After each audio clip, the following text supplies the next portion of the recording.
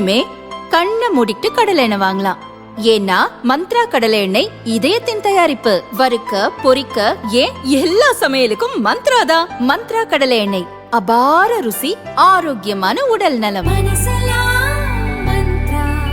சட்டசபை தேர்தலுக்கான வேட்பாளர் தேர்வில் இந்த முறை கூடுதல் கவனம் செலுத்த திட்டமிட்டுள்ளது திமுக தலைமை.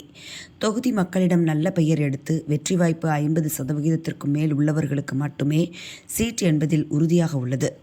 சட்டசபை தேர்தலில் 200 தொகுதிகளில் வெற்றி பெறும் வகையில் தகுதியான வேட்பாளர்களை மட்டும் களமிறக்க திமுக திட்டமிட்டுள்ளது. அதற்காக எதிர்க்கட்சிகளின் குற்றச்சாட்டு பட்டியலில் அதிகமாக இடம்பெற்றவர்கள் யார் யார் என்ற விவரம் சேகரிக்கப்பட்டுள்ளது. தொகுதி மேம்பாட்டு நிதியை முழுமையாக செலவு செய்தவர்கள், நிதியை செலவிடாமல் அலட்சியம் காட்டிய எம்எல்ஏக்கள் பட்டியலையும் திமுக தலைமை தயார் செய்துள்ளது. எந்தெந்த எம்எல்ஏக்களை மாற்ற வேண்டும் என உள்ளூர் மக்கள் தெரிவித்த கருத்துக்களும் பரிசீலிக்கப்படுகின்றன. உள்ளூர் மக்கள் பிரச்சனைகளில் கவனம் செலுத்த தொண்டர்களிடமும் நல்ல பெயர் வாங்காமல் கட்சிக்கு அவப்பெயர் ஏற்படுத்தியவர்கள் பட்டியலும் தயாரிக்கப்பட்டுள்ளது. சட்டசபை வருகை பதிவு, தொகுதி பிரச்சினைக்காக கேள்விகள் கேட்ட எம்எல்ஏக்கள், தொகுதி வளர்ச்சி திட்டங்களுக்கு முக்கியத்துவம் கொடுத்து பேசிய எம்எல்ஏக்களுக்கும் வேட்பாளர் தேர்வில் முக்கியத்துவம் வழங்கப்படுகிறது.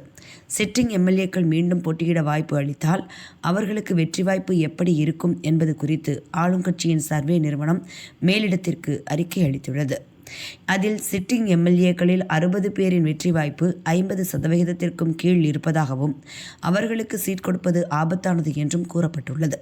இதுகுறித்து திமுக மூத்த நிர்வாகிகள் கூறியதாவது: பொதுமக்கள் அதிருப்திக்கு ஆளான திமுக எம்எல்ஏக்கள் 60 பேர் உள்ளனர். இவர்களுக்கு மீண்டும் வாய்ப்பு வழங்கப்படாது என தெரிகிறது.